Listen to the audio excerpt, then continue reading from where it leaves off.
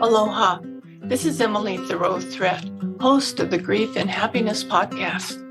Every Friday, I share with you my love notes, giving you a little something to think about as you navigate through your grief journey, finding happiness expanding along your way. And every Tuesday, I post my regular podcast sharing wonderful conversations with people you can relate to and who offer you encouraging ideas and helpful inspiration. I'm so grateful you're joining me and look forward to hearing from you, your thoughts. My podcast for today is Loving Again. I was married to Jacques for 22 years. We had many things in common and many differences. We loved theater and music, and we loved deep, long conversations. We loved to laugh. We loved to travel. We loved to entertain. We had an amazing life together. I came to Jacques with fragile self-esteem after a long relationship where I couldn't seem to do anything right.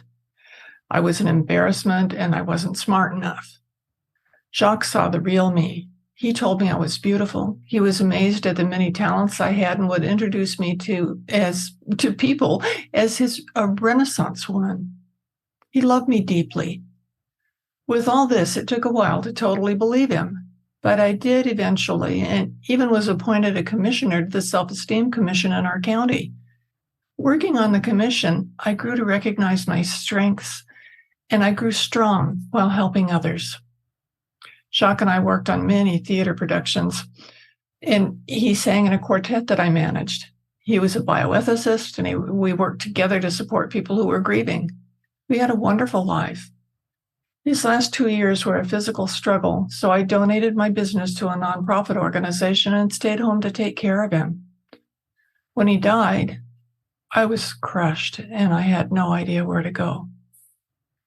After much self-care and dedication, I was ready to be open to new experiences when I met Ron. I was amazed how much we had in common in spite of our differences.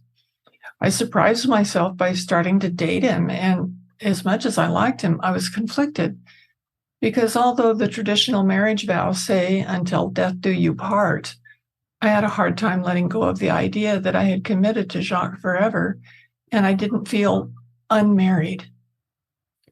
When Ron told me I was a Renaissance woman, I took that as a message from Jacques. After Ron and I had been together happily for 4 years, I woke up on December 26, 2010, and realized that New Year's Day would be 1111. When Ron awoke, I told him about the date and said, "Wouldn't that be a great wedding date?" And he immediately said yes. And they'd make all the arrangements. And we put on an amazing wedding and a reception. And we were married for 6 years before he died. I'm grateful that he was patient with me all those years before we married. And I'm grateful that I was able to realize that there's so much love in my heart that I was able to share it with 2 wonderful men. Although you may think you'll never love again, be open to possibilities. They can provide beautiful opportunities for you. I wish you love in every form. Do you want more comfort, support, and happiness? Join the Grief and Happiness Alliance. Visit my website at lovingandlivingyourwaythroughgrief.com and read my book, Loving and Living Your Way Through Grief. Be sure to subscribe to our podcast, rate it, review it, and binge on all our episodes on grief and happiness. I can't wait to welcome you back to another episode.